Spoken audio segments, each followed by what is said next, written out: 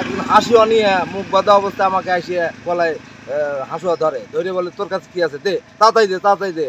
আমার কাছে কিছু টাকা ছিল আমি দিয়ে দিই আর মোবাইলটা নিয়ে নেয় আর বলে যে গাড়িতে নামবি না, গাড়িতে নামলে কিন্তু খবর আছে।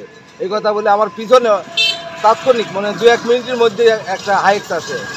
ওরা দৌড় পাই যে হাইক্স দেখছে বিদেশ পার্টি কালু তাড়াতাড়ি আয়। তাই কয় ওরা ওই গাড়িতে মারপিট করে, ওরা টাকা পয়সা চিন্তাই করে নেয়। আমি গাড়িতে নামি নেই, যখন পুলিশ আসে তখন আমি গাড়িতে এরকম ডাকাতি করছে প্রায় ঘন্টাখানেক। থানায় অভিযোগ দেয়নি, ওখানে মাহবুব ভাই ছিল এবং রৌফ ভাই ছিল, তারা ফায়ার সার্ভিসে ফোন করে। আমরা এখানে অনেক সময় প্রায় 3 ঘন্টার মধ্যে এখানে দাঁড়িয়েছিলাম, ওনারা আসে নাই। পরে বেড়ার থেকে ফায়ার সার্ভিস এসে গাছ সরায় আমরা বাড়ি যাই। মধ্যেই আমার ছেলে পটুয়াখালী এগ্রিকালচারে পড়তো, হঠাৎ করে চাকরি হওয়ার কারণে ওর আসবাবপত্র ধান আনতে পারে নাই। পরে ওর এক বন্ধুর মাধ্যমে পাঠায় দেয় নবীনবরণে। আমি রাত এখান থেকে গেছি 10:30 পৌনে 11টার দিকে সিএনবি আসি। সিএনবি আসার পরে একটার সময় গাড়িতে আসে, গাড়িতে আসার সাথে সাথেই আমি সিএনজিতে মালপত্র উঠায় রওনা দিই।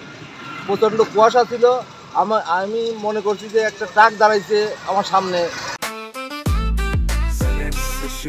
জেনেক্সে শিফট করো, লাইফকে লিফট করো। 12:30টার পরে থেকে আমরা প্রস্তাব করে উঠছি, ওঠার পরে একটা শব্দ পাইলাম কে জানি এদিক টাকা দেয় কি কিছু আলো দেখা যায় আবার সবটা নিভে যায়।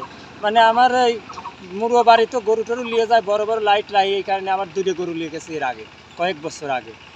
পরে এখন টুকটাক পরে এই পরিস্থিতি দেখে আমি মেলার সময় ওখানে বসে নিলাম আমার বাড়ির ভিতরেই বসে থাকে। পরে আর কোনো দিশে মিশে না পাই আমরা হুয়ে লইলাম। পরে সকালবেলা ফজরের নামাজ পড়ে যাতে হুনিতে হানে এই ব্যাপার। পরে এদিকে গাড়ি ঠেকে গেছে মনে হয় 1-100 গাড়ি, এর দিকেও 1-100 গাড়ি রাস্তা। কতক্ষণ ধরে ডাকাতি হয়েছে বলে মনে করেন? অনুমান ডাকাতি হয়েছে 1 ঘন্টার লাগা, প্রায় ঘন্টাখানে।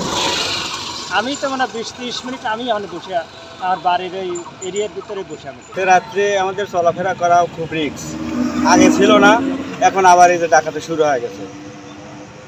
আমাদের খুব আতঙ্কে আছে আমরা এই ডাকাতির জন্য।